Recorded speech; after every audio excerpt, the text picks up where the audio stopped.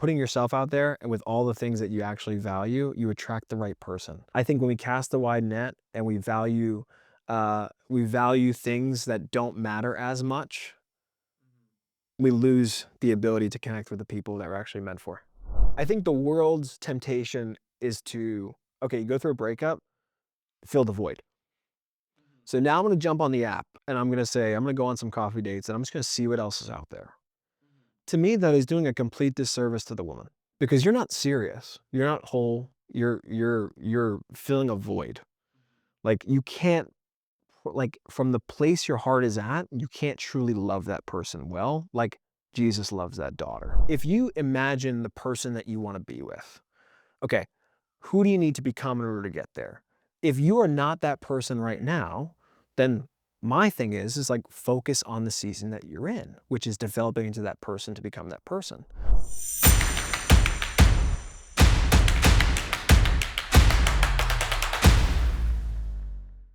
Welcome to the Match Artist Podcast. Today we have John. He is a client and friend. He hosts the Jesus in Business podcast, and I'm really excited to talk to him a little bit about Christian dating and whether it's his sales background and how that pertains to dating. I think he's going to have a lot of good things to say. So, welcome. Sweet. Thanks for having me on, bro. I just need an excuse to hang out with you.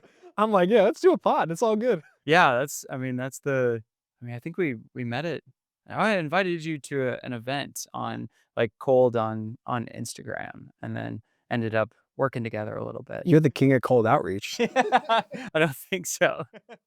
But it worked there. I was like, this guy looks cool. Like I'll invite him to our event and we shot some photos of you and yeah, getting a little bit ahead of it. But yeah, what's up with you today? Well, I mean, life's good. God's good. Um, got into a nice little run. I know we've been talking about the trail runs and all the things we're doing for training wise, but yeah, I mean, I'm doing good. Got a nice little 3 miler in today. So a little Yeah. sore from Sunday, but should be good. I was on the treadmill for about 10 minutes, a little bit before you yeah, I don't know, hour or 2 before you got here, and I was like, I feel terrible, but I do not have time. I have to prep the studio." And it's so I hopped off the treadmill, and I'm sure it popped up on my Strava as like, a point 0.1 mile treadmill walk for, 10 minutes or something. Which So is all good. I'll have to knock it out in the morning. You're putting But in the reps. yeah, in the reps. But yeah, no, running's been fun and allows me the energy to continue. I'm sure you felt a similar like, boost in energy. Oh my gosh. Yeah. I don't know. I feel like running's been a new challenge for me. I mean, we were talking about this, but it's been such a new challenge for me. And like getting outside of the gym and getting into an uncomfortable zone of like, I'm not good at this. I actually suck at this. And then like through the suck, learning how much I'm actually capable of and learning how much my body can actually adapt and push itself. And I also think like too, like when there's a lot of shift in life in different seasons, and I want to talk about dating, like when they're shifting and dating and all sorts of stuff, like things that you thought were gonna work out that then didn't work out, like a new challenge is probably one of the best things that you can do because like you have this space that you now have as, oh, I can focus on me in this area, and I could either kind of sit and sulk, the entire time, or I can take that energy that's dormant and apply that to something new, to a new challenge. And I don't know, dude, running just has been that thing for me. Yeah. And I find that the metrics tracking is way more satisfying for me personally. I mean, I've tried I'm lifting a little bit, but I've tried like the gym bro thing, like you're also into, and it's like the idea of going back and lifting another 5 pounds for 3 more reps. It's like that's not that exciting, but if I see like okay, I did more work within a lesser heart rate, like that's way more exciting on a run in a running context. 100%. Yeah. And it's like how old are you? 27. 27. Yeah, I'm sure you've seen the Instagram memes where it's like, whether it's we'll get to the maybe to the breakup or, but it's like you went through a breakup and you're 27 years old. How's your marathon training going? I don't know if you've seen that. I've seen so many where it's like, I haven't, but now I'm gonna get a ton of yeah, it's like, I've seen ones anywhere from like it's kind of post college up to early 30s that all these people are like taking on running and finding the benefits of it. for sure. Yeah. So Yeah, now I'm gonna get hit with all that. Watch. That's really what got me into running is like the algorithm. Literally, I'm seeing so many cool motivational posts, and yeah, it's made me way more excited about life and business and anything that I'm doing. Yeah, it's awesome. I'm right there with you. But yeah, so we had done some photos for you a while back. Trying to, when was that that we? So it had to be like August or July of last year. Sure. Oh, this is. Have you watched any of the episodes of the podcast? No, not yet. Okay, so I feel like I gotta pull that up. There was something there right away for me. Oh, that's cool. Oh, that is so sick. So I see you every week. Oh, So that's it's like so our cool. well, we'll have to keep that in there. It's like finally the man that's in the BTS that That's so cool. that then transitions into the podcast. That's so That'll awesome. probably even be the yeah, I forgot about that. Yeah, because it's like that's the main B-roll that we have, and that's why we did the shoot for like Yeah. among other reasons, I guess. Yeah, that was such a fun shoot too. I was like I didn't know what to really expect, and I forgot the guy who did it. Jason. Jason, unbelievable. He's like, yes, like smirk like this and do this and like bigger with the eyes or like squintier with the eyes. I'm like, oh, this is cool. I had no idea what to expect, but it turned out phenomenal. Yeah, do you still use any of the like the facial expression stuff? You think about it? I don't know if I think about it as much, but like I definitely almost like developed like the smirk a little bit. And then like, I do see certain pictures where I'm like my eyes are a little bit more intense and it brings that different emotion in. And I couldn't believe like the psychology behind like those little minute changes, how they Yeah. worked. Yeah, I mean, that's where the match artist started, where it's just like I was doing headshots and weddings and just started I took this course from a New York photographer on like facial expressions. What do you do with your face, mouth, jawline? And yeah, it just changed everything about my photography. I could make, less confident people look like models in the moment. Yeah, which is really cool. And I think what was really awesome too was like you and Jason, I mean, you knew me, right? But like Jason really got to know me too. And so it was like, how are you actually and how are your expressions actually? Now let's portray that through the photos. So it's not like you're being somebody that you're not. Yeah. I thought that was really cool. Like you were analyzing me off of camera and then saying, okay, like what parts of you should we bring onto camera and how do we display those natural qualities that you have through even those little minute changes? Yeah. Because yeah, most people, they do have that inner confidence or joy or mystery that comes out in certain moments, but it doesn't come out when a camera is present. Right. They're like, "What do I do?" Exactly. Yeah, I'm sure smile as big as I can. Yeah, you did a lot of laughing and smiling, and we had to, like, calm you down for more of the Yes. Because I mean, that's naturally who I am too. It's like I'm pretty, like, I don't know, out there, you know? So, and I smile a lot. Like people tell me sometimes, they're like, you smile a lot. Like, there's something wrong with you. Did you have a lot of photos of yourself that you were using beforehand, or had you done, like, photo shoots through, like, business stuff? I did business photo shoots, but never something like that that portrayed my life in different arenas. And I was like, oh, like that's really cool. And I still use the photos. Yeah. I see them all over the place. Yeah, I recently shifted. I even recently shifted one of the pictures of my profile to a different one that I think highlights this next season of my life a little bit better. And I'm like, that was you guys. You Which know? one are you using? So it was one where I was wearing uh black button down, and so I had one where I was smiling big. I had that as my profile picture for quite a while, and now I switched to the one that's more smirky, Yeah. and it's like I'm entering just like the season of smirky. Just sliding into DMs on Instagram and Something like that. Yeah, so what do you remember about the I guess, like, your perception of yourself in the photos? Like, past photos versus, like, the photos we took of you.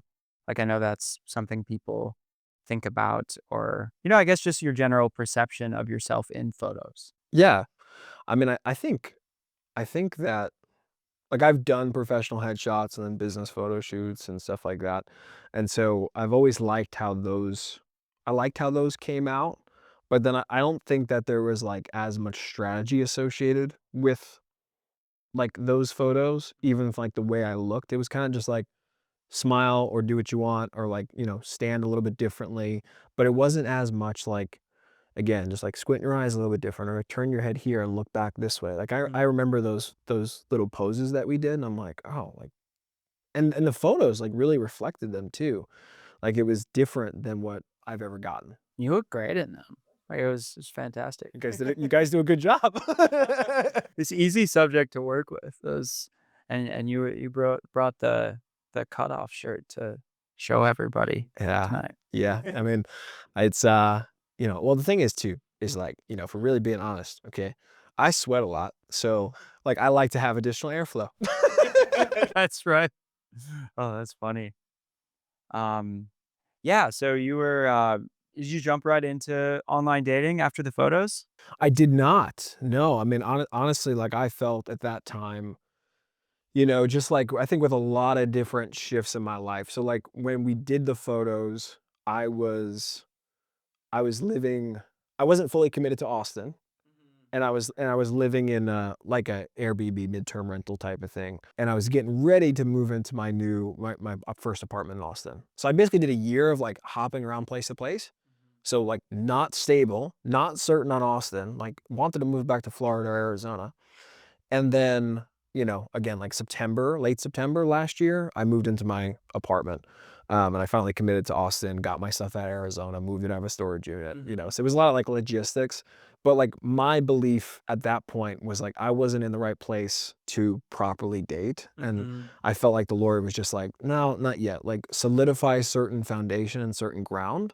And then like bring someone in to, what I create with you and what I do with you. And when you're ready.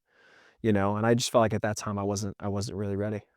So, I didn't start dating really until or even jump on the app, uh, w yeah, the apps in, like, December to prepare for starting to date in January. So I took a while. Some, Christmas dating or some, seasonal dating when everybody's emotions are heightened and, "Oh, here, I'm at, like, Thanksgiving, Christmas alone, and, like, I Yeah. better find somebody." Well, I was kinda just like, "Alright, well, if I waited a year to date, Yep. right, to really go after Jesus, like, I'm gonna." January 1 is kind of the cutoff. Like, I'm gonna prep. You know? So what was that like when you're saying, like, going after, you know, going after Jesus or, like, just like, what did you feel like you had to prepare yourself for? Yeah. So, I think that there were a lot of things for me personally that, like, I was wrestling with in my heart. Like, where does business sit? And, like, do I actually love people for loving people, or am I manipulative and try to take advantage of them? Has my sales skills gotten to a point where it's about money and transaction and less about people?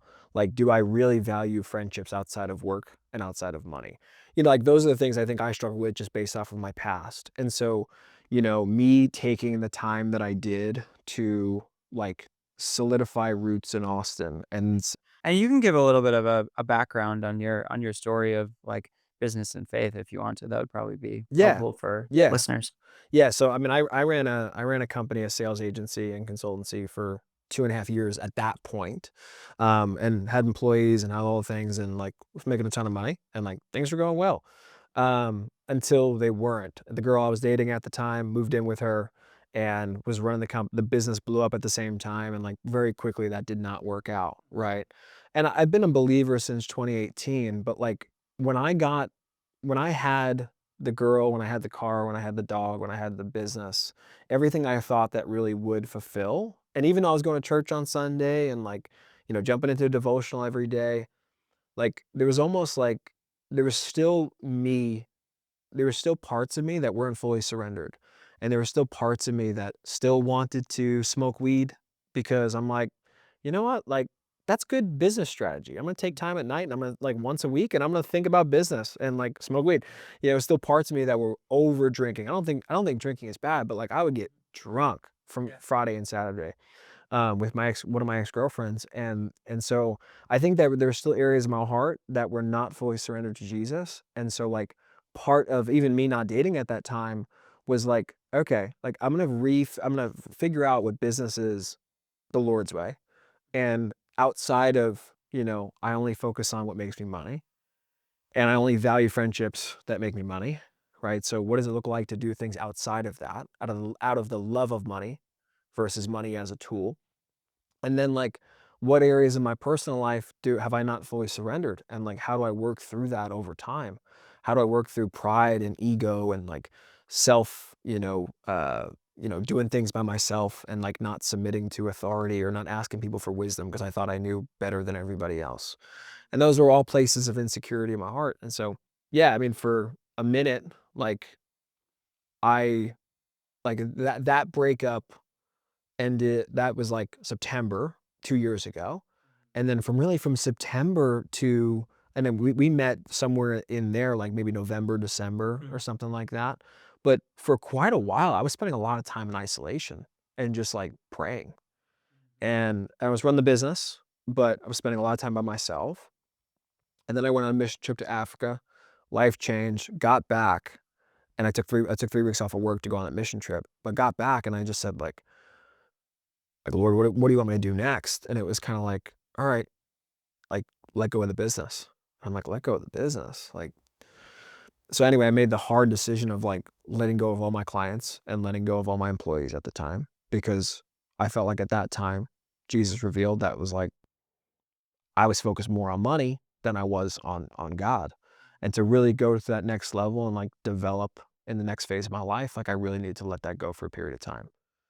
So I went after ministry and helped build the churches and stuff like that. It was just serving, which was such an interesting part of my life because I was like I wasn't really making any money. I was like I'm just serving and pouring out as much as I possibly can. Like I just want people to experience Jesus.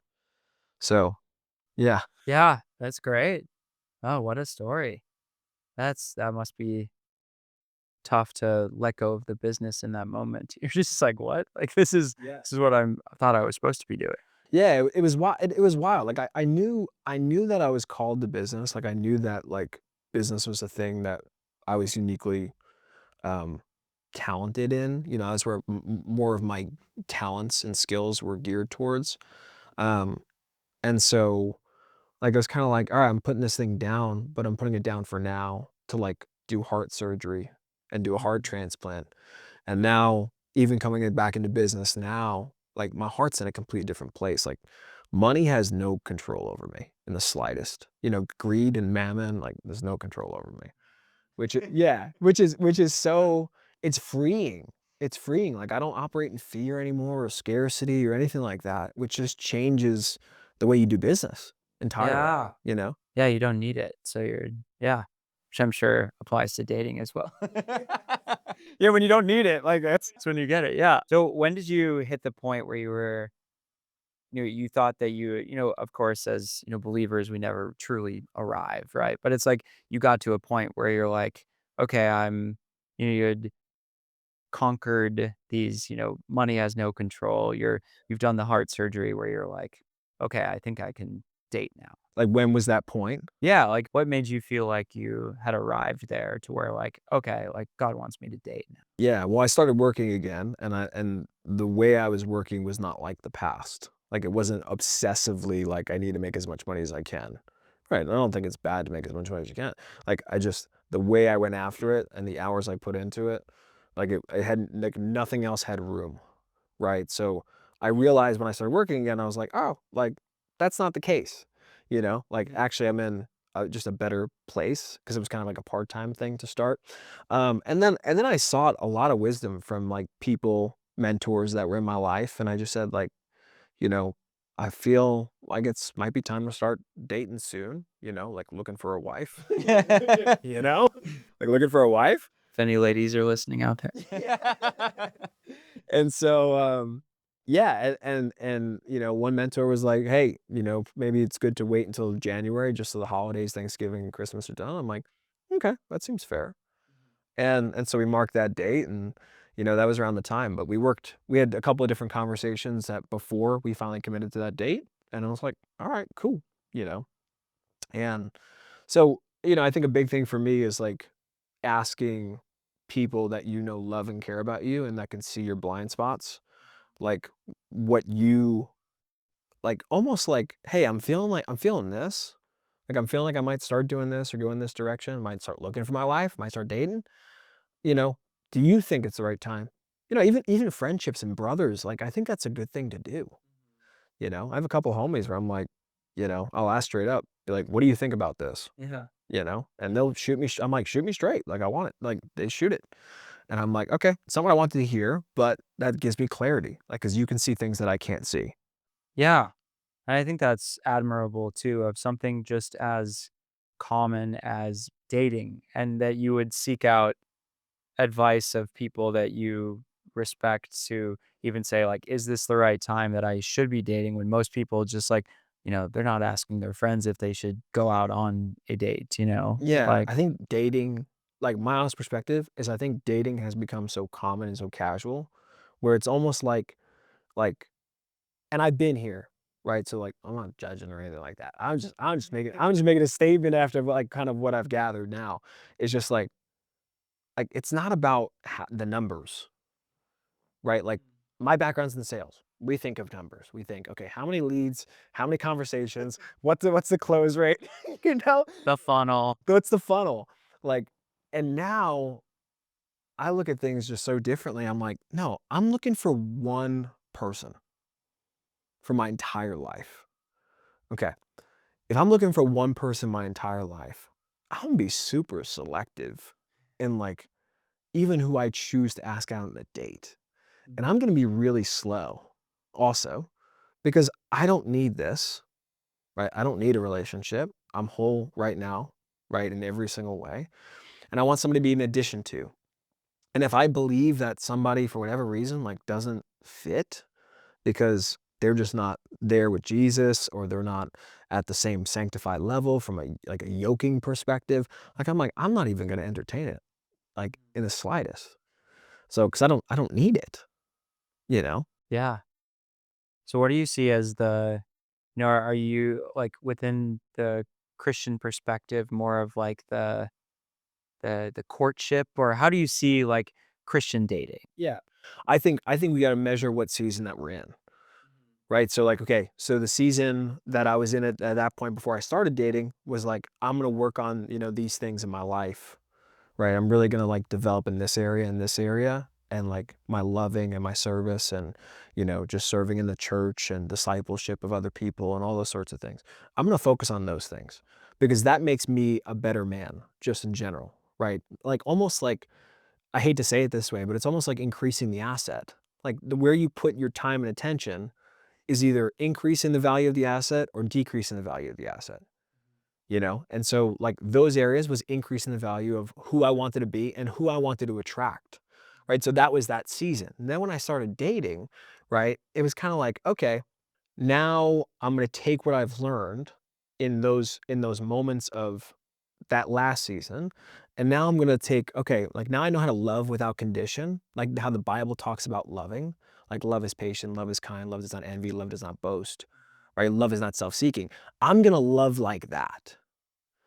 And that, even in my last relationship, the love that I was able to give and pour out was different than any other relationship I've ever been in because I took the time in the season where I wasn't dating to really focus on that thing.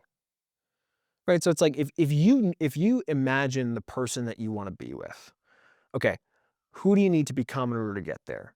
If you are not that person right now, then my thing is like focus on the season that you're in, which is developing into that person to become that person, right? Like, since the breakup over the last 3 months, like, I've been in a process of grieving and healing and, like, looking at my life and saying, "Okay, what parts of me made those decisions?" Not that the relationship was bad, right? But what kept me in it longer than I should have been? Or what made me even start the relationship to begin with? Did it end by surprise, or was it kind of like a sudden? It was a series of conversations over time, that eventually we got there, and it was good. But still, like, no matter what, a breakup is hard because you're investing love into somebody, you're investing time, you're investing money. Like, you want to see this person grow into the person that you think that they can be. And you just enjoy spending time with them just in general. So, like, the season that I've been in has been like, okay, like, I'm not really, you know, focused, and now I'm starting to, like, get into dating again, but, like, I haven't been so focused on dating. It's like, "Okay, what do I need to learn about myself that allowed those situations to even happen, or certain situations to even happen?" Yeah. And I guess that's the tough part of, like, when do you feel like you are at that point where you've fixed what you need to fix? Because I would say even now, 3 years, married to my wife, that I'm still not there. If I'd gone by your metrics, I'm like, I'm still undeserving of, the love that I get from my wife. But, yeah, I mean, that's a yeah, how do you think about, like, when you are there? Yeah. Yeah, but again, everybody has a different process, and Yeah. I'm not an expert in this, right? I'm not married, and I'm single, but let's add that as a caveat. John, relationship expert.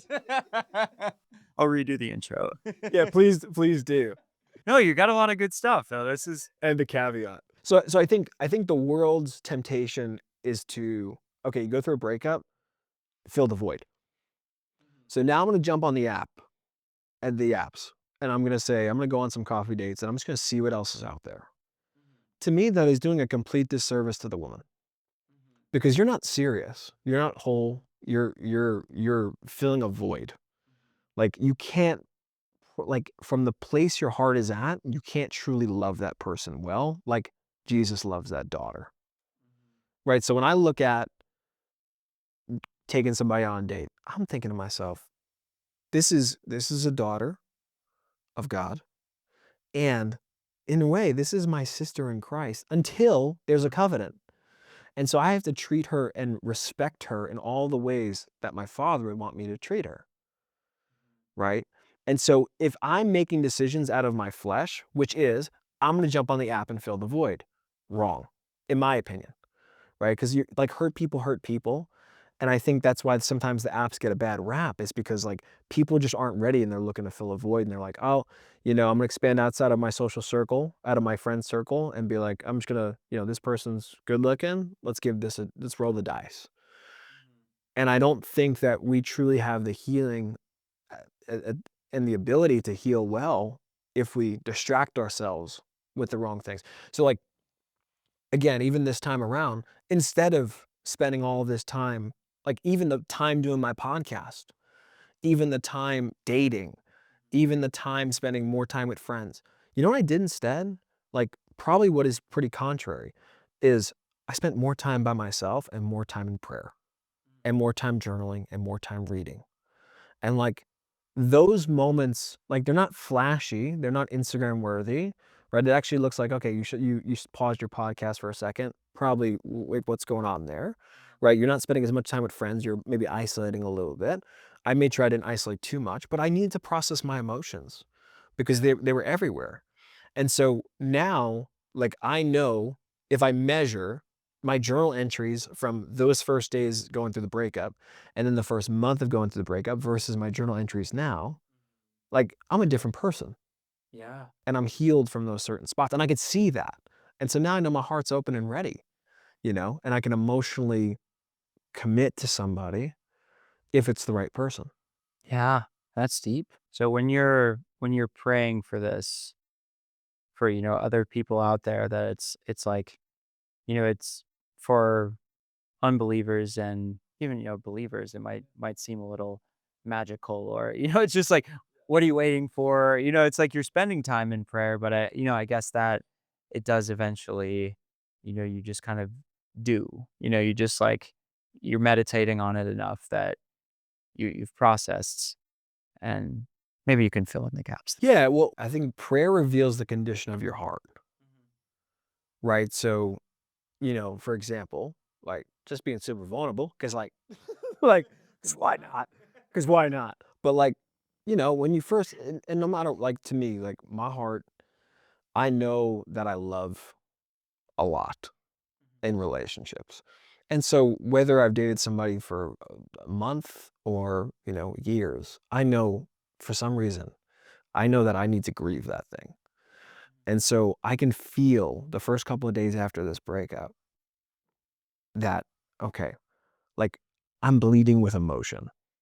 'Cause it seemed like it was going pretty well or is headed in, very positive direction from when I had talked to you and then not. Yeah, there were some yellow caution flags that I was always aware of that turned red, but but But that makes it makes it harder when it was really heading somewhere and then wasn't where you thought it was going to for go. sure, yeah, and you get excited about something, and it's good, like, I think that's good, but, like, you know, like, I recognized the condition of my heart was, at first, there was a little resentment, and then I realized that I had immense sadness, and then I realized I had my heart was immense confusion, right? And so I think part of it is, like, being able to understand and discern, like, discern meaning understand, like, what emotion am I feeling right now? And I think a lot of times for guys, we don't wanna feel those emotions. I lean into those emotions, and then refute those emotions with prayer or battle those emotions with prayer. Like, "Lord, like, right now, I'm so sad. I don't understand what you did. Like, why did you do this?" Right? So in a way, that's sadness, and then even the "why did you do this?" That's like a little bit of anger towards God, you know? Yeah. It's like, "Why would you let this happen?" I remember having a lot of those types of prayers and conversations. That was David in most of the Psalms, he's like, "Why? Like, why have you forsaken me? Why have you done this?" Yeah, for sure. But then, like, and, like, you pray that the Lord reveals it to you and gives you the wisdom in those moments, and, like, it doesn't happen right away, but then, like, over time, you start to, like, become more aware of different things and, like, why, you know, uh, why, when I didn't listen to the yellow flags that I felt like were reds, but I was like, "Nah, we can figure it out," you know? And then you start to realize, like, "Okay, this is why the Lord let it happen." And, like, how do I know you asked me, "How do I know I'm healed enough to date?" Because I know why the Lord made it happen. I know why the Lord put me through a relationship. I know why. Like, Okay. I'm clear. Like, I know what needed to be sanctified, and I know what needed to be removed in me, and the person I am now is different than the person was when I was in the relationship, as well as when I started. Sure. And because I understand now those prayers in the beginning of the breakup, now that I understand, John 13:7, you may not know now, but later you understand. That's Mhm. Jesus speaking. He's talking to the disciples as he's washing their feet while he's getting ready to go to the cross, right? So the context is a little bit different. But the truth is like you may not know now, but later you'll understand. Today I understand what I didn't know then. It's really the theme of life, that whole verse is just like, we don't know why things are happening now, but, you know, we'll likely figure it out eventually. Yeah. And you do with trust and just with time and prayer and intention. So, yeah. Yeah. So you're back to finding a wife, Yeah. right? So you've, as you say, sanctified or you've worked on yourself. Like what is it that you're looking for in a relationship or a woman? Such a good question.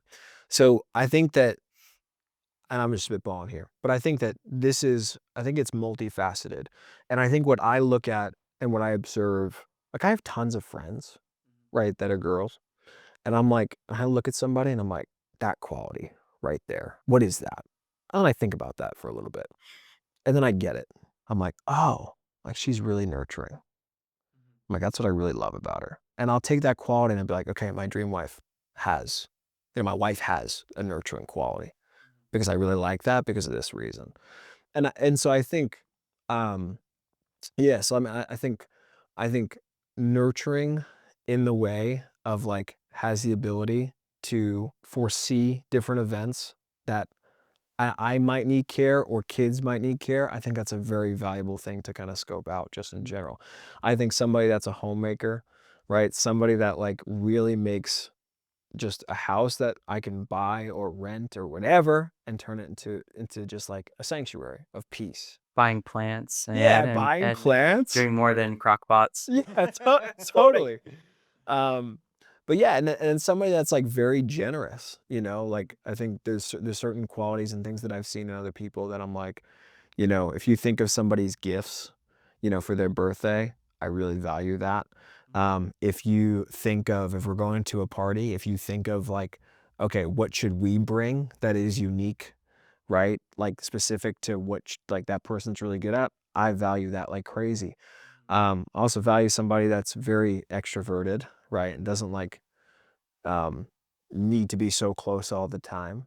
right? But also somebody that like extroverted and doesn't need to be so close all the time, but then also values that like that, movie nights or whatever it might be, Yeah. where you can get really close. And but really, like, again, I'm talking about certain characteristics, but to sum all of that up, it's like somebody who really lives like their life for the Lord and wants to operate and is seeking to be just more like Jesus every single day in their decisions and in their actions. And then from that place, wants to minister and love other people with no intention for gain, right? Somebody with a true servant heart, And I think that's a good indication of somebody that's like a disciple of Jesus. And like, I want to raise disciples. And if because I think about my vision when we talk about like, who's the person that I want? What characteristics do they have? I think of what's my vision. My vision is like to do missions overseas. My vision is to go build orphanages in Africa. My mission is to go help the single moms that my mom was,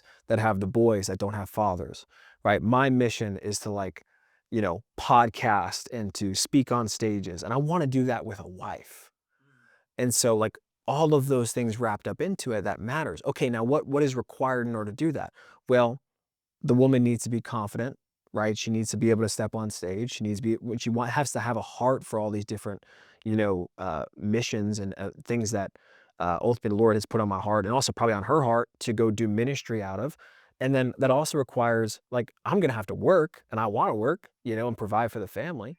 And it's also gonna have to be like she's gonna have to be one to take care of the family, right? So like I think out of the vision we then say, okay, what characteristics does a woman need to have in order to really execute that vision? And who would be bought into that vision? And then you figure out, like, what am I looking for? Yeah. And so, like, all of those characteristics I laid out, and I laid out just a few of them just off the top of my head, that's all coming out of, like, what do I see in terms of the vision? What's the mission for our family? And, like, what legacy do we leave behind? And how does that change? Because I'll add this caveat is like, I didn't grow up in this. Like, I didn't grow up in a family that, like, was really after Jesus. I didn't grow up in a family that was rich and successful, right? And so my thing has always been, like, I wanna be the one who breaks the chain, who breaks the chains that were on my family in some way, shape, or form. I came from a divorced family. I love both my parents. I'm close with both my parents. But, like, I don't want that, right? And I don't want my kids to experience what I experienced. I want them to love Jesus. I want them to love other people way better. I don't want them to go through all the things that I did, all the hurt, all the pain. I mean, there might be different pain, but at least they'll have wisdom around it. And so, like, in order to execute those things and be the chain breaker that I feel like the Lord has put on my heart, God has put on my life, to be in my family, you got to pick like, it really matters who you choose. Yeah. Wow, that was good. That was like Sorry. just no, that was great. You should just that'll be your lead magnet. You run ads for this free video. They watch the video and then they book a call with Just you. create a And funnel. then yeah, create a funnel. And I mean all of that, I make a joke about it, but that's very clear. I think you know what you want a lot, you know, more than many guys. You're extremely intentional, and that's something that, you know, in a lot of my emails that I write, or, any copy that I'm writing, it's like, yeah, intentional, like know what you want, write it down, and you're going to have a lot more fun dating, even though it's still kind of annoying, but it's just like on your way there. It's like, I mean, that's when I met my wife was the time where I decided to be more intentional. I'm like, okay, I'm done casting this wide net of like, I'm going to date anyone, or, just this insecurity of like, who will go on a date with me, anybody. And then I remember putting in my Bumble bio, I put theology, you know, as one of my interests, like pour over coffee and, music. And, I just put like theology in there. I'm like going to put, not just the Christian tag on there. I put theology. Like that is a huge interest of mine. And it's like so many better matches came like right after that. It's just like I went on more quality dates in a 2-week period in terms of like this person like could be my wife kind of thing, as in like they stack up to like what I'm looking for. And yeah, it's just like after that change, it's just a few weeks and I met my wife. Yeah, Just like that's crazy. being intentional towards what you want, even if it's like, not the beliefs that everyone else has. Totally, totally. I mean, to go back to a little bit of scripture, but like that's the narrow gate. Like the narrow gate that leads to life is one that has strict criteria. And what you're doing in a way is like by putting yourself out there and with all the things that you actually value, you attract the right person just naturally. Like again, your dates went up. There were better dates because it was more of the right person. I think when we cast the wide net and we value things that don't matter as much, we lose the ability to connect with the people that we're actually meant for. Yeah. It's like I have very strict criteria. You really can send this video to people. Set up a cold DM funnel on Instagram. They Watch this video first. or on the dating apps. Yeah. So it's like it's so deep there. It feels like any question like, so are you on the dating apps? Or it just feels like it's not. Yeah. So it's are you on the apps? You were talking about sliding into DMs on Instagram earlier. So I am not. I am not on the dating apps. Okay. And I'll tell you why. Okay. And this is just my perspective, okay? This is like, it's not a rule, But like my thing is like I don't know if I'll meet the person that I want to be with, somebody that doesn't know somebody that I already know. So, meaning like LinkedIn has like first degree, second degree, Yeah. third degree connections. Like I want somebody close to me to know who this person is at some capacity because they can attest for their past and they can attest for who they are. When you meet someone on an app, you just don't know. Like anybody can play a front, anybody can like change themselves to fit what you think that they want. That's actually quite easy. Yeah. But eventually the front comes down. And I've experienced that. And Oh, so I was gonna ask. and Yeah. so and so and so I know like what you say you want in the beginning could be totally different from who you were before you met me. And that could be for anybody. I'm not saying just me. But because of that, more reluctant to get on the apps. I'm not saying I never will. I'm just saying I'm more reluctant now. And then I think too, like if we look at the metrics of, and this is interesting, work with me here on this, but like if we look at the metrics of supply and demand, right? When supply is high, right, meaning you have a lot of something, you have a lot of these lights, and demand is low, that naturally drives down the price because there's a lot of that thing at a very cheap price, right? So my thing is I'm a low supply. I'm one of one. I'm uniquely and wonderfully made, right? And we all are, right? I'm talking, Just you. yeah, no, but like okay, so all of us are, and with that, why would I go to to the place with the highest supply? Why would I go to the place where men typically go Mhm. to find someone? And also, I look at it too, like if a girl is on a dating app, probably not my person, just based off of what my values are. And again, that can be different, right? That depends on what your values are, but probably not my person. No, it does make sense what you're saying. Like that's an interesting way to think of it. The that the woman you marry will be peer reviewed by somebody you know already, Ideally, or however you want to say in it. the most ideal world, yeah, that way somebody can at least attest for their growth and their past versus I meet this person, I have no idea who they are, you know? And I can only go off of who they say they are, which could be catered to wanting to be with me. Sure. Is that purely out of saving time to find the person faster? Because yeah, I wonder if just to push back on it a little bit of like if that's totally fair. I mean, it does make sense. I want to debate. Let's do it. It's no, I'm just trying to process through. You say like you you need somebody to vouch for their past in order for you to like potentially marry them in the future, kind of thing. How it's like marriage, different thing, but like to go, even like for me, even to like spend my time, money, and resources on a date. Like, honestly, bro. Like, okay, I'll give you an example. I just saw this girl on Instagram. I was like, golly. And I never slide into DMs, right? Like Yeah. ever. Like, and so it's very rare. Again, it's rare that I choose Mm. and I actually want to take somebody out on a date. But like I saw that a friend followed her and I was like, okay. The first thing I'm doing is I'm asking this friend, like, does she know her? What does she know about her? You know, all that sort of stuff. Is she a good person? And I got data like this before even asking this girl on a date. Okay. Right? To me, that's valuable.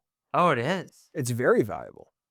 Sounds a little gossipy too. Somebody, oh, maybe, but somebody can attest to the character that the person is before I even Sure. go on a date with them. Yeah.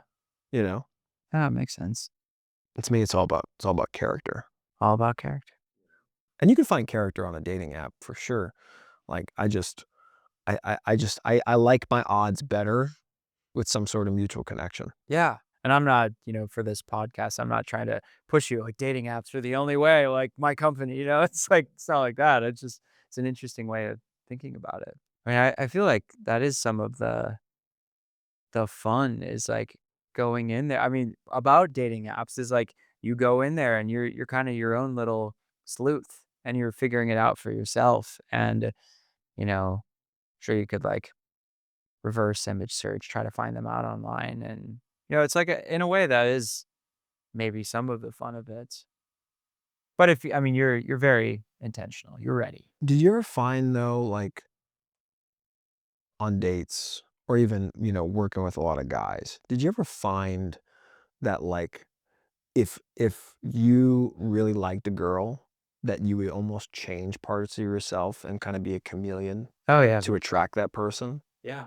It's almost like certain qualities that are really important to you or certain hobbies that might be important to you, you might let those go for a second because you're like, oh, I know what she values over here based off of her profile and based off of like now this first date. Yeah. I'm kind of going to be a chameleon. Yeah. I Like, think we all do that. I'm at a place where I'm like, I don't do that. Never? Not anymore. Not anymore. Like, I don't need you. like, and I say that like nicely. Like I say that like as I'm whole with who I am. Like, and I might be single, bro. I might be single until I'm 40. With this Maybe a mentality, Paul out there. bro. I don't know, but like I don't know. This is just what feels. I don't even know specifically if I spoke to somebody about all of this. Like meaning like if I got it from somebody, a conversation, or like I might just be like how I'm uniquely wired and like want to go after a wife, because I am just looking for one person. Yeah. I've been in three, uh, like, yeah, three serious relationships. And like, I've always been a guy that had a girlfriend. Like, Yeah. and so for me, just after, like, for me, like, again, this is no matter what happened, like heartbreak after heartbreak, like, I'm very cautious about even who I go on a date with, like, very cautious. I think if that person or, yeah, if they listen to this, within the context, it would make sense. Like it would, yeah, you do bring a lot of value from what I know about you and you deserve somebody great to be with. I perceive that. Yeah. And I wasn't trying to fight against you. Like on that, I just found that interesting. No, I wanna talk about different opinions because we all have different backgrounds too, and our backgrounds shape how we make decisions and who we are as long as like, for me, as long as it's in, context, biblical context, Yeah. like, which this is a subset of, like, this is not, like, Bible, this is more opinion and based off experiences. I think it's healthy to talk about, different thoughts, And I think the more you know exactly what you want, the more picky you're allowed to be with your methods to getting there.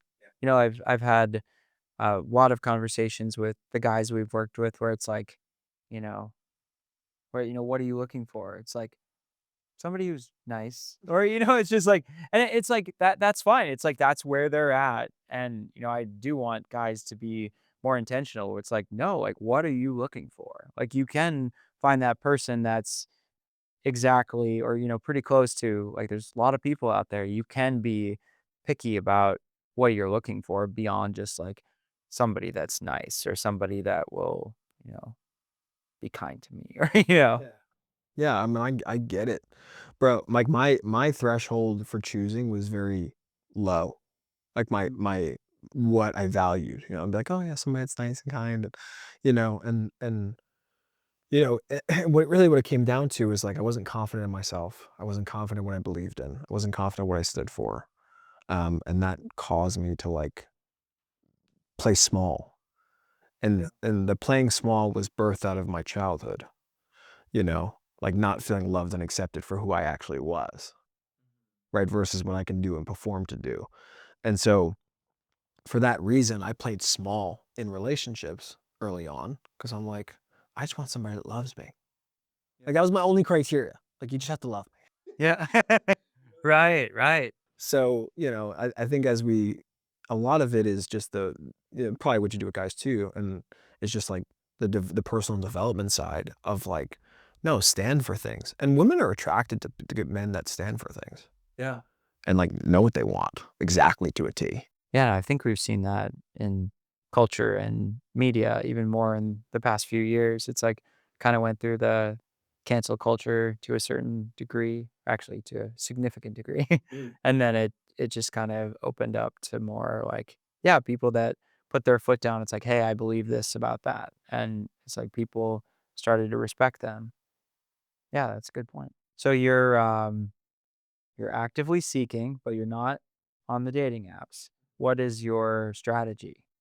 How are you gonna find this? How are you not going to be 40 and or 60 or whatever? Like, what's the dating strategy outside of the DM you just slid? Like, What is my strategy? yeah, how are you like? Because you're so intentional in all of these areas of your life, and you're intentional about who you're looking for. So I would assume there's like a strategy there too, right? For finding somebody. Yeah, I think I'll speak in Christianese, like, and then I'll explain. But like what I'm doing right now is I am just living life, getting around people, focusing on things that I care about, right? Seeking the Lord in every way possible. Mhm. Getting in the run clubs in the community and all of those sorts of things. And I'm always measuring fruit. That's the Christianese. Meaning, what that actually means is like I'm measuring the character of a person over a duration of time. And they're friends. And they probably stay friends. But like I'm measuring character at all times. People's actions, what they say, how they say, when they say it, the things that they do, the way they care for others or, choose not to, whatever. Like I measure all those different things. And all of it's a data point. And so like I'm not asking girls out on dates, right? Unless like, is this Unless she situation. Unless responds. it's this situation. Outside of that, yeah. Yeah. Um, but just in my community, I'm always measuring, you know, and with no attachment whatsoever or needing to be in a relationship with anybody, but just measuring and seeing what the character is. Just keep running, building the biceps and being around people. Just focus on Measuring. focus on the things like I'll talk in Christianese again, but to focus on the things that the Lord's called you to. Right? Matthew 6:33, seek first the kingdom of God and his righteousness, and all these things will be added to you. When all of these things will be added to you, right? That's life. Like meaning like the food you'll eat, the place you'll live, the money you'll make to support those things. I also believe that's applicable to a wife. Mhm. Seek first kingdom of God. Okay. So what does that mean? Well, I'm gonna pray and ask Lord, like, what do you want me to focus on? And from that place, I'm gonna execute and do those things. And at the right time, the Lord will provide a wife. Yeah. Like so it's almost like I'm really not focused on it as much. Do I have conversations about it with buddies? Yeah. Um, but I'm just going after the things I feel, called to focus on right now and am focused on right now. And from that place, like the right person will be focused on similar things. And eureka. Yeah. That's great. I know it's a little bit different than like modern dating, but No, it's yep. modern dating I is might be yeah. single until I'm 40. So But you'll be content. I'll definitely be content and I may have avoided a lot of toil, like a lot of dating, a lot of resources, a lot of time spent with people that were not my wife. Yeah. That's truly the way I think about it. Like, if I'm gonna spend time investing in somebody that's not my wife, or am I gonna spend time, investing in friends or people I'm discipling or myself and what I'm going after or work or whatever, like, what's more worth it? Yeah. I've seen a couple relationships come and go now, and so evaluating that, it's like, "Oh, no, I'd rather spend" if it's not the right person, right, and I'm not feeling really called to make a move, I'm gonna spend my time over here. Yeah. So that's the intention part of it. Yeah. And I think it comes back to the meaning of marriage within a Christian context. And as I see it, as what I see the Bible to say, it's like, marriage is not eternal, with your wife on this earth. It is to eliminate sin. It's to become, the easier way is like become a better person, but it's to eliminate sin. And that's something that I've noticed with my wife is like I'm literally just becoming, you could say becoming a better person. Like I'm becoming a better person each day, and that's what God calls us to do is to cut out sin from our lives. And he is found or he has designed it in a way where marriage is one of the best ways to achieve holiness, within the context of that accountability of when you have somebody so close to you all the time. But that doesn't mean that it can't be accomplished, in a biblical context, right? With singleness. If you can be single and still be pursuing the holiness that God calls us to, that could be on, equality with marriage, like Paul and many of the single men in the Bible that does that make sense? That it's just really just the call to holiness and pursuing Jesus. That it doesn't that it that marriage is one of the best ways you can do that. Are those concepts birthed out of The Meaning of Marriage by Timothy Kell? I did use I do have the book. I've I've gone through a portion of it. Yeah, I mean, that was just a recent, uh, thing I was processing that yeah, really just like, just trying to think about making our marriage better, and it's like, what's the point of this? It's like we're having fun together. I mean, everything's great, but it's like it just kinda struck me like, yeah, the I think the point is to, like, pursue Jesus and eliminate sin in your life. Like, that's the call to all Christians, right? Be holy as I am holy. And I never thought of marriage like that. So I love that. I love that. It's like, yeah, and it's like once you kind of arrive to that perspective on it, it's just like, what other purpose would there have been? Is it just like, I mean, I guess in the very beginning, God created Eve as the helper or I mean, let's throw a spin on everything that I said. okay. Right. Let's throw a spin that like you met your wife via dating app and you have that level of relationship that you guys are making each other better and avoiding sin, right? Like you guys are like the marriage is actually causing you to flee from sin in ways. Yeah.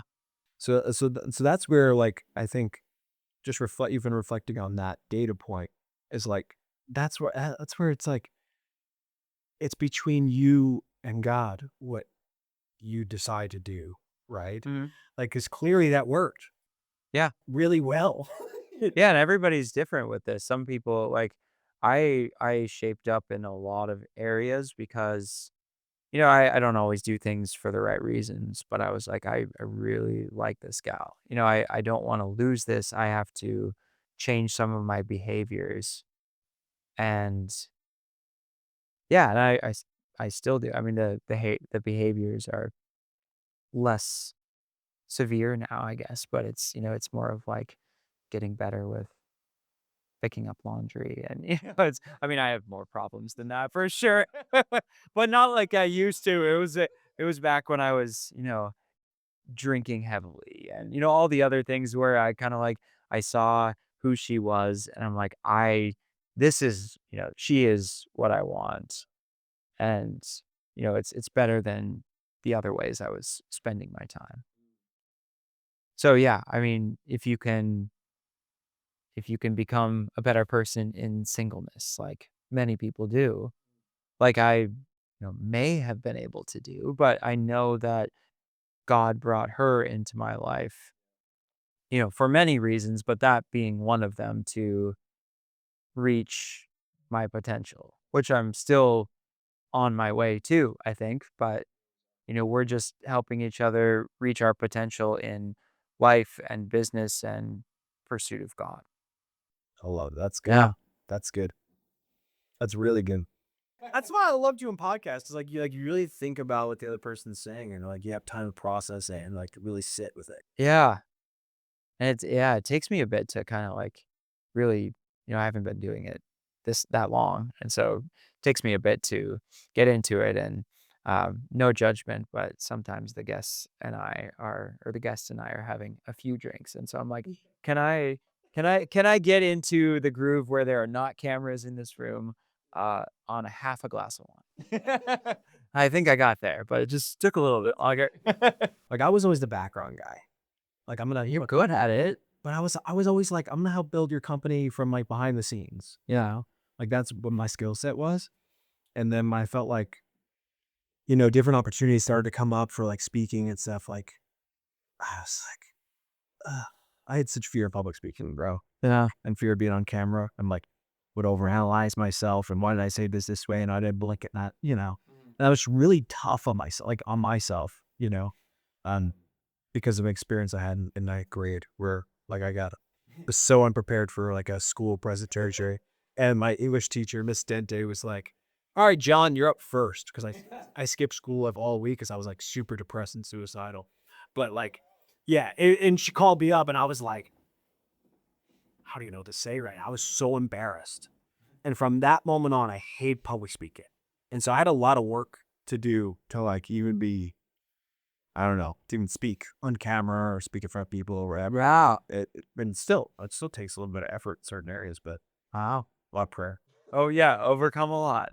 Well, ladies and gentlemen, Nick has left the building. Our host has left the building, and he's left me with the deep task of delivering a final message on Christian dating. And if you made it this far, this is probably one of the craziest podcasts you might be thinking is one of the craziest podcasts that you've listened to. If you're an unbeliever, if you're a believer, maybe some of the things I said might make sense. To each their own, though. Okay. One piece of advice I think that really hits home with me, and again, I want to preface everything on this podcast with like, I'm single and I'm just figuring it out and still haven't figured it out, and I'm not married. And so I think that's really just important, right? I think we can take a lens of like what somebody's experiencing within the moment, but also realize that they haven't arrived and realize that, they haven't been married for 30 years. Right. And so this is just my experience of dating as a Christian.